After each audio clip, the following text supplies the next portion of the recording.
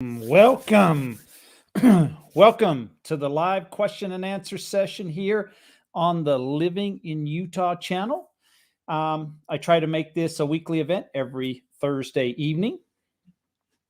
I did miss last week, so had to have a little bit of work done on the knee, and I had to take some pain pills. I knew I was going to miss some pain pills. I rarely have taken pain pills in my life, so I wasn't too sure how I would react and doing a live broadcast at the same time. So I decided not to. So it's a great week in the state of Utah.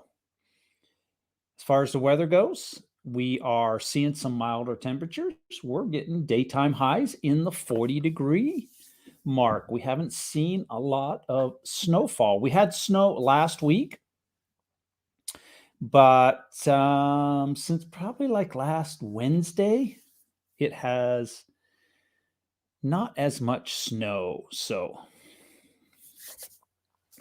that's what's kind of going on in the state of Utah. If you have any kind of questions, by all means, it's an opportunity. Post them on the screen, and I will do my very best to answer everything that we have. It's kind of an informal show, so just about anything goes, and we can talk about a lot of things. One thing that was at the forefront of my mind, actually, was conversation I had this weekend from somebody from Toronto, Canada, that was looking at moving to the United States, was looking at quite a few areas, and had some questions about Utah. But what really intrigued me was one of the main reasons he would like to leave that area is because of what's going on in Canada politically and what has gone on over the last couple years. And I didn't realize what the situation was like. So it's very similar to what we are dealing with in the United States. So I was thinking to myself, and I didn't say this during the conversation I had with him, but it was only about 4 years ago, 4 or 5 years ago, actually, that there was the rumors going around, if Trump gets elected, we're all moving to Canada, or a lot of people are moving to Canada. And I'm like, great, I'll sell your house. So now, a few years later, it looks like people from Canada want to move to the United States. What a turnaround. So interesting.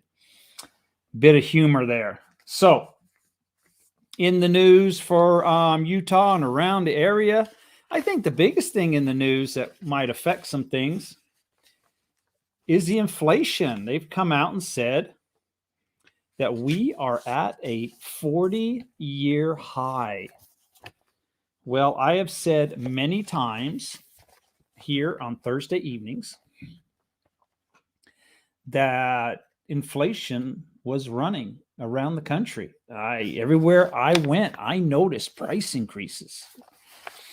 Now the government is finally acknowledging it. So typically, in the past, as we look into history, to fight inflation, they like to raise interest rates. So that will probably be coming down the pipeline. The Federal Reserve has already said that in 2022, they plan on doing some interest rate increases, which will affect everything from credit cards, car loans, to mortgages. And actually, mortgages right now have already bumped up. I think you're probably about the 3.6 range is what I've heard lately. We pretty much have gone away from the 3% range. Even last year, we were down about 2.65, 2.75, somewhere around there. So we may see 4% here this summer. So anyways, inflation is soaring around the country. And just go to a local grocery store. You can see that. Everything from meat to potatoes, milk, you name it. We have some construction going on in Salt Lake City. It will be a downtown apartment building. It will be the largest building that we have in Salt Lake City. They say it's going to be 450 feet tall. It'll have 372 apartments. It'll also include an urban park, a clubhouse, a work lounge, and a fitness center. This is a very, I've heard it's going to be, very high class. It's going to have security guards, very high class apartment building. So I'm interested in seeing this. I'm actually interested. So the property that they're actually building it on, there was a Carl's Jr. that was there for years and years and years, as long as I can remember. But it used to be in Utah with commercial land. Maybe somebody owned a piece of property that was being used as a car lot or a small business, a thrift store, a variety of stores, a lot of mom and pop businesses. And along came what we considered the big guys, the Carl's Jr.'s, the McDonald's, the Starbucks, and they wanted to buy your land, gave you top dollar for your land, and they built their building there. Well, now big companies like this are coming in and they are buying out locations like Carl's Jr. So a little surprised about that. So how times have changed. So, all right. Any obstacles moving to North Ogden area and starting a small business as a non-Mormon? No, I don't think so in general. I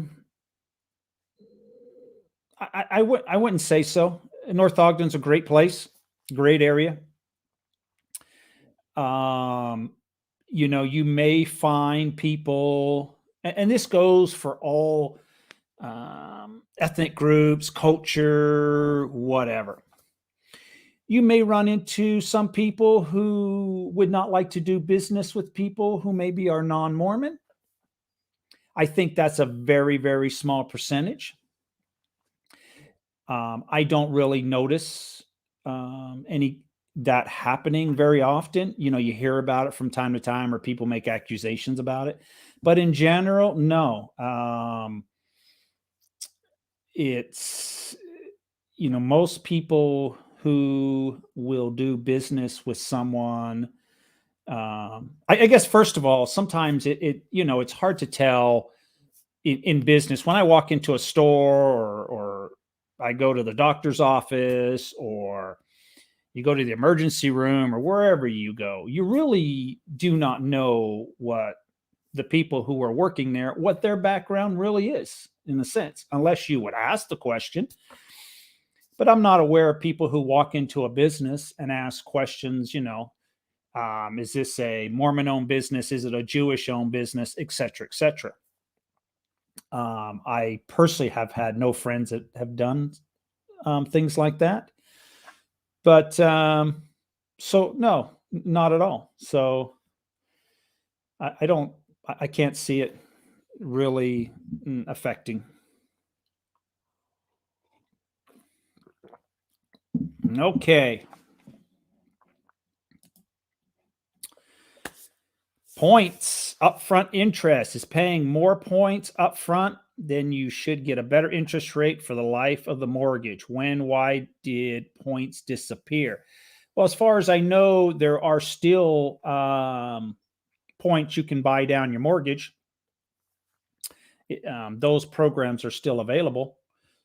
I guess you would have to run the numbers and see how much you would have to pay to bring your mortgage rate down, et cetera, and see, run the actual numbers. So I know I've worked with people who have bought down their interest rates and some who have not. Some of those numbers I don't really get into a lot. I let the mortgage person that they're working with do a lot of that.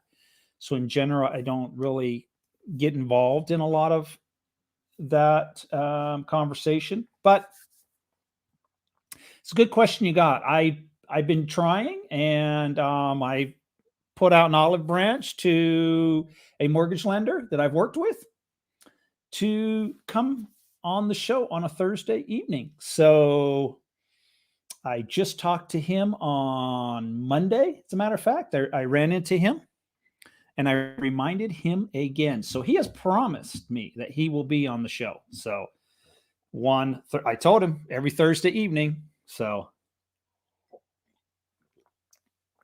he can pick whichever week he wants. So, and that'll be a great question. I'll have to line up some questions for him too. Has a prospective home buyer ever been displeased with you because they overpaid a property when an appraiser gave a low estimate? I don't think upset with me. In a sense, I don't set the pricing on properties. And ultimately, it's up to a buyer to determine what they would like to pay for a property too. So, but, the whole appraisal industry, sometimes they do come in, appraisals can be, sometimes they'll come in lower than what you expect, sometimes higher than what you expect. It's definitely, it takes some homework. So my personal approach is I give the appraiser as much information that I can, whether it's comps, what's been done to the property, et cetera, a lot of data. So that they have that data, also the data that I find, the data that they find, so that, and my basic attempt with that is I don't think you can have too much information. So I don't think there's an information overload. So, all this information to work with the appraisal. That's the way I handle it. So I like to be a little bit involved. So what is considered maintenance-free or low-maintenance siding in Utah? Is vinyl used in siding or windows in Utah? Yes. So most of our windows are vinyl. They were, actually, if you go back to, say, homes that were built in the 20s and 30s, early 1900s around Utah, you'll see wooden frames. Then they went to aluminum, 50s, 60s, 70s, 80s, pretty much changed to vinyl, and vinyl is what's being used today as far as the windows go. For siding on your home, you will see brick. You will see the decorative rock, the river rock. You will see stucco. Vinyl siding. Homes that were built in, say, the 80s, part of the 90s actually had aluminum siding. And with the cost of aluminum, pretty much went over towards the vinyl area. Now, if it's any kind of siding, it's vinyl. And right now, a lot of home builds, what's popular in Utah, wood has come back. A lot of wood exteriors that are painted, and they'll do like some rock on the front or a little bit of brick or even some stucco. So as far as low maintenance, pretty much all of it is low maintenance. Your brick, your stucco, your vinyl siding. About the only thing I really see with vinyl siding is, you'll get some dirt accumulation and people will pressure wash off the dirt. And I think the wood. So the wood that they're putting on the homes now, that's my question, is how long will it go before the sun fades the paint? And it depends on the color you have. If you have a white, it'll probably go longer. If you have a darker color, like a blue, I think it's going to probably fade at a faster rate than what white would, or a light color. So that's kind of like the exteriors that we're seeing in Utah at the moment. I'd like to see a full-time residential home appraiser on your show too. Yes. That would be nice. That would be nice. That's probably a little difficult to do.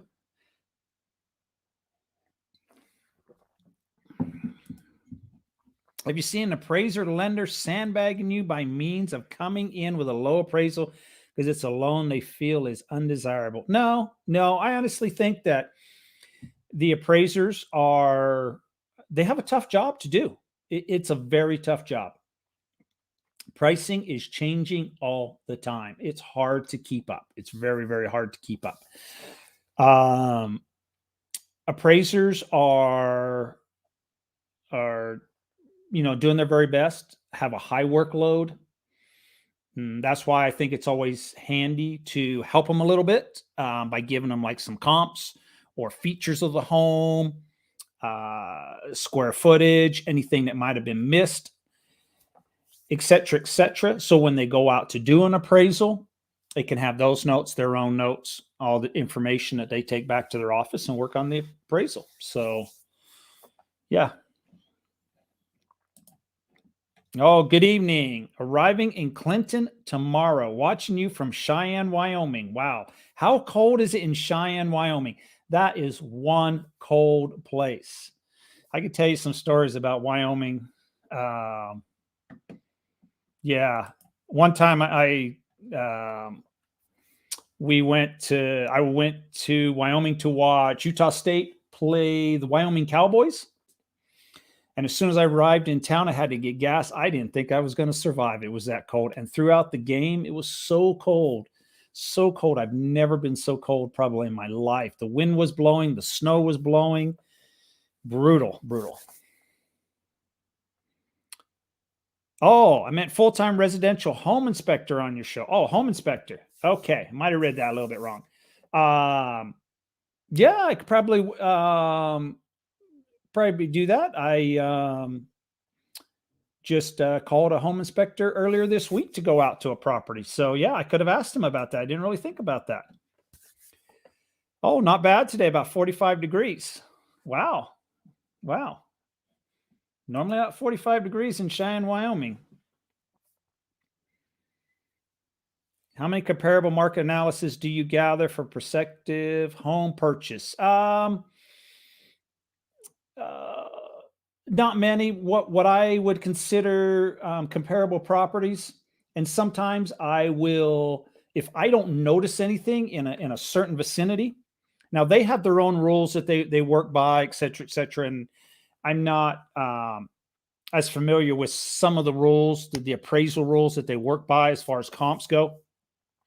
But if I can't find similar properties in a certain circle, I'll go wider and look for comparable homes and give them those properties and see if it's something that they can use or they could at least work with, or maybe at least look at. And then when they're looking for properties, keep it in mind, et cetera, et cetera. I know they have certain rules that they go by, certain distance. And if they can't find anything, I think they can go to a larger distance. But I really, really try to find, I don't worry as much about distance. I try to find properties that are very similar. You can have some neighborhoods where the home was built in, this just happened to me probably about 3 weeks ago. I was out in West Valley City, west of Salt Lake City. And it was a neighborhood that was built in the mid 2000s, 2005, 2006. But all the homes around it were from the 70s and 60s. So it's hard to take an analysis on the neighborhood homes when they were built in like the 70s and the 60s. Some of the features are different, et cetera, et cetera. The exteriors are different.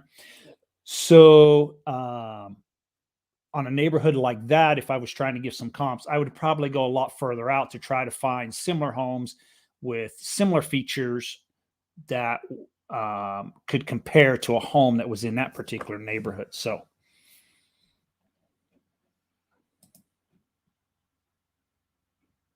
what's the reputation of OLO builders? Well,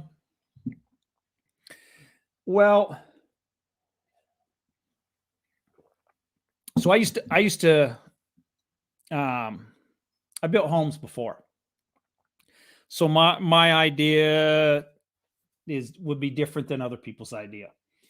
I personally think, and I have a couple videos on the channel with this. I think with any builder, you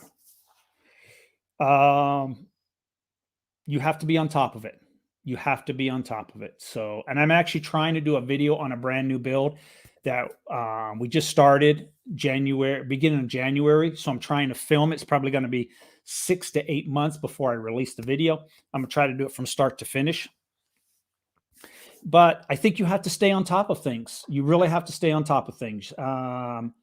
Whether it's, every step of the way, so that if an error is made, it can be corrected at that particular point. It's so hard to correct errors further down the road. So, and everybody makes mistakes. Things get put in the wrong place. Doors get put in the wrong place. Outlets get put in the wrong place. All kinds of things. So, I think it's important to always be on the job site. This particular build, I'm out there. I will be out there this weekend because I know some stuff has been done. I was out there 2 weekends ago when I first started the video. I'll be back out now. So I'm kind of, as I go out and see the progress and as it's going along, I've been videotaping it also. But I think to get a successful home build and to make sure everything is done right, you just have to be on top of the build. You really do. So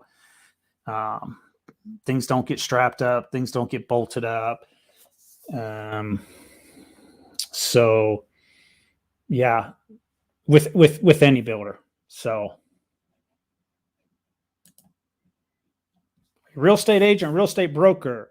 When would a transaction success depend on backup support from an agent's broker? Well, I'm considered a real estate agent. So a broker is the person who owns the real estate company. It's two different jobs in a sense. Most brokers are basic, or I consider, they're managers of employees in a sense, oversee the operations. Most brokers spend their whole time doing that, at where agents are out in the field. And that's personally what I prefer. I don't really want the job of managing a group of people, or, to make sure it goes. But so backup support from an agent's broker. Well, it really depends on the agent and the experience on the agent and how long they've been in the industry. Most of them who have been in the industry a time, 10, 15, 20 years, everything pretty much goes smooth. They've seen most situations, come across most situations, etc. Your new agents, there's a lot of things that they have not seen and need help from a broker in general. And that goes with all industries, whether you're an accountant, you're an engineer, or you're a new doctor in practicing in a field. I mean, you've come out of school, but that doesn't mean you have the knowledge that a doctor who has been practicing for 30 years has.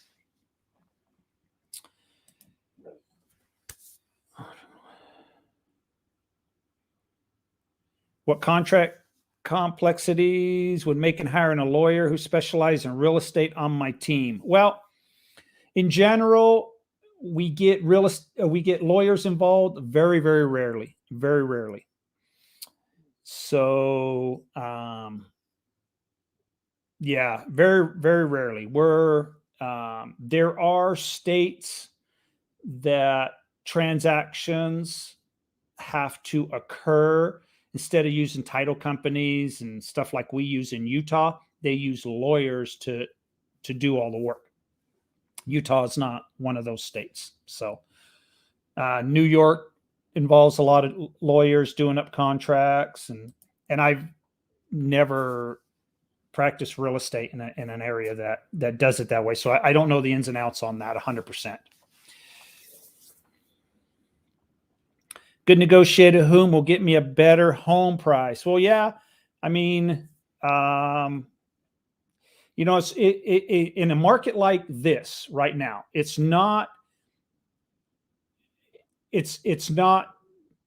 sometimes getting the best price. It's getting the best is getting the offer accepted is what's going on in this market, because most homes are having multiple offers. So you have to get your offer to stand out above other people's offers. Now, whether that is finding out what the seller's needs really are they looking for a lease back? Are they looking for high deposit amounts to make sure that the transaction is going to close? Are they looking for, there's a number of situations. And I can tell you one that happened probably about 6 months ago. I found out that the number one concern that the people had, because they were moving out of state, was it had to close. The deal had to close. So they weren't as concerned. They were concerned about price, but it was not the number one criteria. That doesn't mean they would take $20,000 less for their home by any means, but they wanted to have an assurance that it would make it to closing. And offers were due at 5. There were multiple offers. Final and best offers were due by 5:00. Well, my final and best offer was the offer we had already submitted. And what I spent the afternoon doing, literally from probably 2:00 to 5:00, was 3-way, 4-way phone calls with the seller agent, me, the mortgage lender, going through every single detail that the mortgage guy had done to give the buyer confidence that these people do qualify, will qualify. Everything's been pulled, W-2s, everything. And it gave a real big reassurance to the buyer that this particular, or to the seller, that this particular buyer had their things together. So, and our offer was the one that was accepted. So, and in a way, when we spent the whole afternoon with it, our offer was kind of like floating to the top of the water. But, every transaction is different. Sometimes somebody will take an offer literally for $500 more just because it was higher than someone else's offer, or $1,000 more. And, sometimes you can't, that it is what it is. But every seller has what I call a pain point. They have their own criteria. Everybody wants a fair price or top dollar price. But sometimes people have other things going on in their life that they may need. One situation, somebody who was in the military and they had listed the home, and I knew with the military, they have a certain time frame that they have to get to another station, et cetera, et cetera. Very familiar with it.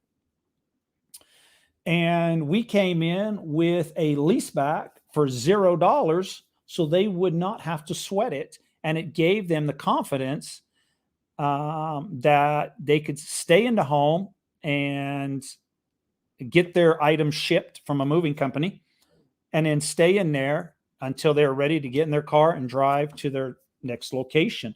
And that's what made the deal happen, was the fact it was a $0 lease back. The buyer of the property, ate those costs, actually had to close on the loan. And then the time after that the seller stayed in the home was absolutely free. So, but got it to the closing table. So, and that's what was important for that individual at the time. Oh, can you compare Snow Basin, Powder Mountain, or other ski resorts in the north? I sure can. I skied at all of them. Both of them tug at my heart. Snow Basin is always going to be, great resort. It was one of the hosts for the Winter Olympics, and it's a fantastic resort. And I've got lots of great memories. It's all all positive. Snow Basin is and the views, everything, very great. Now, Powder Mountain is also great. It's a smaller resort than Snow Basin. So, but Powder Mountain offers the best value for money by far. As far as when you're talking lift tickets, season pass, etc., Powder Mountain, better deal. When I was in my 20s, I used to buy the night skiing pass, season long night skiing pass. I was young, me and the buddies, 3, 4 o'clock every afternoon, we would ski 4 or 5 days a week. Had an absolute blast. And back then, I think for a nighttime pass, I think it was like $150. Someone was telling me it's like 200.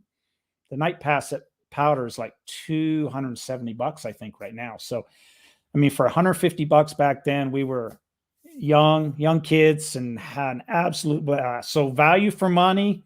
Wow. Unbelievable. That was unbelievable. So even today, what they want for the night skiing pass is terrific. Especially if you've got like teenage kids or something like that. Oh, what a great deal.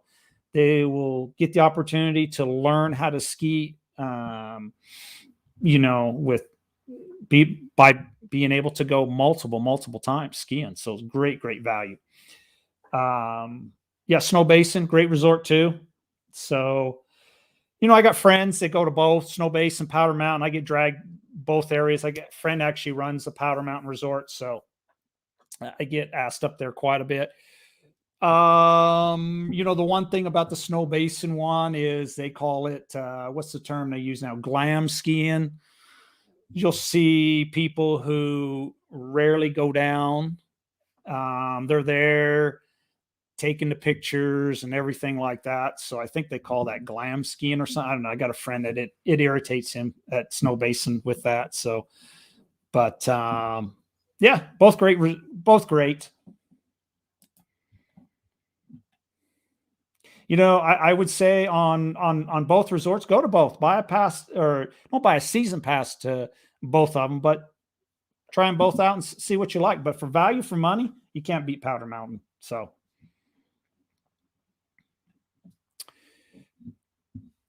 do you think it is better to rent or sell a property in this market? I like the long-term prospect of keeping the home, but fear the rental business. Thoughts? Okay, not my real name. I'm a little confused about the question. Rent or sell a property. Oh, okay. I think, and now I read it again. I think I've got it. So you currently own a property and you're trying to decide if you want to rent it or sell it. It's a tough choice. So, I mean, right now you're going to get top dollar for a property. The rental industry is also a great industry. I've got rentals myself. I think it's a great passive income source. I always say, why not let someone else make your mortgage payments? So it's a fantastic opportunity, but rentals are not for everybody. Not for everybody at all. I think the biggest thing is you have to remember that when you turn your home over to be a rental, you have to understand that it is a business transaction, and it now has become a business. Be prepared to maybe walk into your rental home and it is maybe trashed or dirty or the walls are marked up, and you have to be able to put your feelings aside and say, this, it's a business. This happens with rentals, and not take it personal because you lived in the home. And that's a hard thing to do. I would probably have a more difficult time renting out my primary residence as opposed to the rentals that I have purchased. That's the downside of the rental business. People do not respect the property the way that you would respect the property. Now, some people do. I've had people that are renters that are absolutely fantastic, but I've also had renters who are not. So it's a business transaction once you turn into a rental, and that could be the pitfalls. But the positive side with it is you're collecting that rent, and it can pay the mortgage, and someone else is paying that mortgage down as time goes by, and time goes by very, very fast. People look back and they look at what their mortgage is, and they're like, wow, it's gone down all this amount. And I do that all the time. So um, I always say that, if I could probably, if you want to make somebody a millionaire, my joke has always been buy 3 or 4 houses and have someone else make the payments on those loans. And eventually they'll be paid off, and you would technically be a millionaire on basically someone else's money. So, and it's a little more complicated than that though, but that's the principal thought. It's a tough decision. It's a real tough decision to sell a property, rent a property. And yeah, I see both sides of it. There are many people that I've come across that have owned a home in, say, the 80s, and then they've upgraded in, say, the 90s, and they kept the original house and they rented it out, and then they purchased another home in the 2000s or 2010, and then they've rented out the last home they had, and now they are looking at and some are glad they did it. They're approaching their retirement years, and they own 1, 2, 3 rental properties that are almost paid off or possibly paid off. And they are looking at that extra income in retirement years to supplement other retirement plans that they may have or not have. So, that's always a nice thing also. So, yeah, it goes both ways.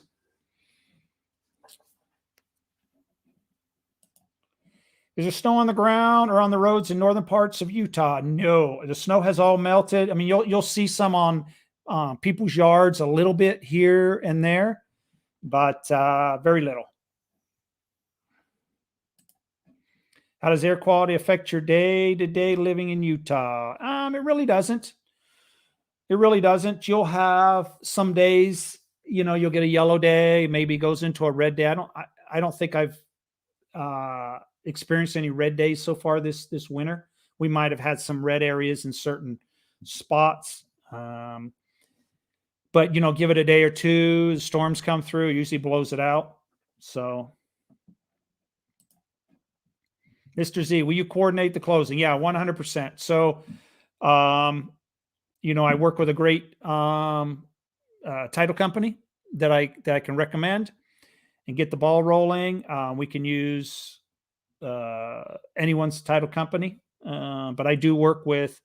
I like to have a good team around me in a sense, and I always joke that when there is a closing, I pretty much just sit there and eat candy because everything is already lined up, already done. The lady that does nearly all my transactions has been in the business for I could only guess 30, maybe 35 years. I mean, she is on top of everything. So there's not a document that she does not have an answer to or knows what the document is. So 100%. And she's very, very quick at, so once I get a home under contract and I give it to her, she's real quick to do a title search. So let me know if any mysteries come along the line that may prevent it from closing. And some of the typical ones you see is sometimes sellers aren't aware of liens on their property. And that probably the number one lien on someone's property is medical bills. So she'll be real quick to call me and say, hey, Mike, there's X amount of money on this. Were you aware of that? There's, can it make it to closing? Because, if someone's selling it for $400,000, they've got a mortgage for $350,000, but they've got medical bills of $100,000 lien on the property. It's your $450,000, but they're selling it for $400,000. That means the seller has to come with $50,000 to the closing table. So at that point, that's when I have to get on the phone and, have a conversation. Are we going to close on this deal? Are they aware of this? So she tries to let me know on that stuff ahead of time if there's going to be any pitfalls so that we can try to take care of them right there and then and not 4 weeks down the road. Have you seen dual listing by means both buyer and selling going through the same real estate agency? It does happen from time to time. I personally do not like doing that. So if I'm listing a property, I would rather have someone represent them. I find it hard that it's hard for an agent to represent both sides. How do you get a good deal for both sides in a transaction? It's very, very difficult. So very, very difficult. And the other thing is, will they cover anything up? Let's say the seller told them something. Are they going to tell you as a buyer what's going on? Whether it's a material defect with the house, et cetera, et cetera. So there you go.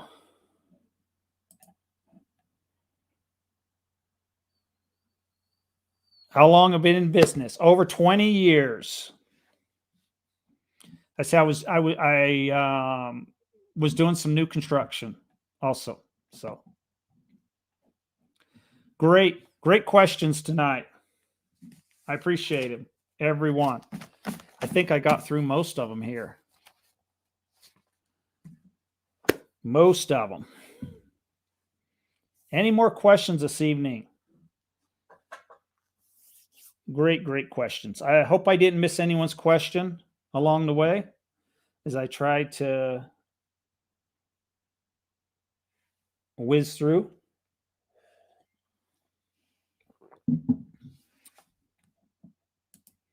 Thank you for a detailed answer. If I sell the property, I will need to invest that $600K into something.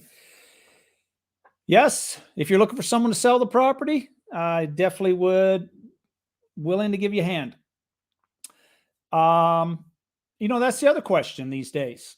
Where do you possibly put money to get a return? So that's a financial question for a financial planner. My thinking has always been multiple streams of income. That's why I like the rental industry, but I do not only residential, but commercial investments. So avenues different. But then I've also got retirement funds out there. So kind of, keep a lot of pots going. The other thing with rentals, I have good days and I have bad days. There's no doubt about it. So there's ultimate highs and ultimate lows. And at the end of the year here, January 1st, January 2nd, most of my rentals I'm in with my brother.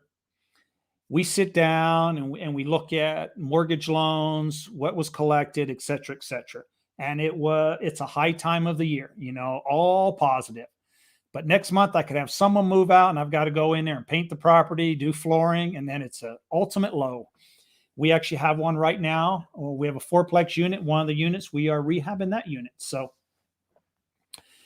it has its challenges, but apart from the fact that somebody is paying off a mortgage, let's say your home valued $600,000, you would be collecting money and then say it's going to a mortgage to help pay that mortgage down.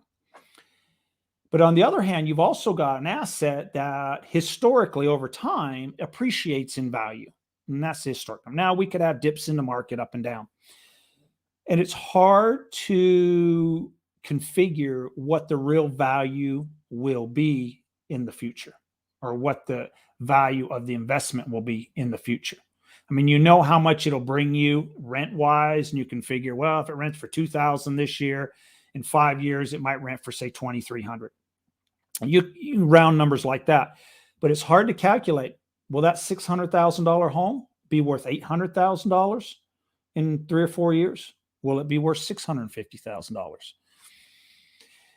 Only time will tell. I can tell you that I went to a seminar that was put on from a local economist, and he said that the long-term outlook would be in Utah. Prices will considerably increase. And he had a lot of facts, whether with the job growth, the population growth, this push because of the pandemic of people who want to move out of Democratic states to Republican states. He had a whole list of things that are going on in the country that will continue with housing demand going up, shortage of supply, shortages of land, how we have underbuilt homes from, I don't know, the last crash, 2008 to 2012, 2013, where we built nowhere near the amount of homes that we should have been building. Had a whole presentation on it all. The bottom line was his numbers were constantly increasing for home values. So thank you. You're welcome. Do you supervise the property inspections, or you just suggest the seller, agent, buyer be there too? Okay. As far as a home inspection goes, I personally don't like to be there while the home inspector is there. I let them do his job. I think the time to be there is when he is done. And usually they'll give you a time. They'll say it'll take me 2 hours. If you go at the end of the inspection, if there is, some items they want to show you, you can take a look at those items and get a visual and ask questions on those particular items. That's probably about the best time to go. But the report that they give, I just received a report because I just had somebody out on yesterday, Wednesday.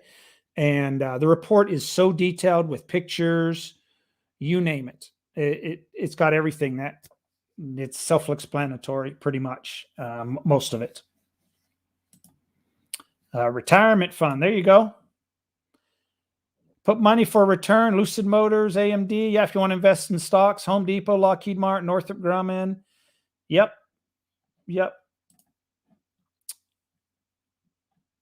What is inside scoop on proposed development in Caysville, Layton, and Bountiful? Not really any inside scoop. Just about every builder out there is trying to find land in those areas. Land is getting a little tighter, a little bit tighter in those areas. So, yeah.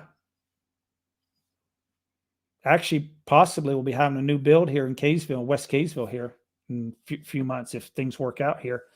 But yeah, it's tight. There's still areas in those areas on new builds,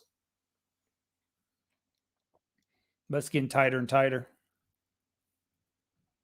So I have a good friend of mine that is one of the largest home builders in the state, and they used to primarily specialize in Layton, Bountiful. For years they built a stack of homes in those areas, and now he's in areas, Spanish Fork, all kinds of areas, just wherever they can find land now. And they used to just specialize they love the Layton, Caysville, Bountiful, Syracuse area, but they're all over now. Brigham City, Tremont, you name it. They're wherever they can now find land. At one time it was real easy. Now they just, it's a real struggle. So every time I talk to him, it's a real struggle finding land. So they're pretty much trying to take any area that they can get and have their crews go to those areas. So, yep. Okay. Any more questions this evening? Hope it was all great. I am going to call it an evening then. Appreciate everything. I hope to be back next week. Same time, same place. Thank you.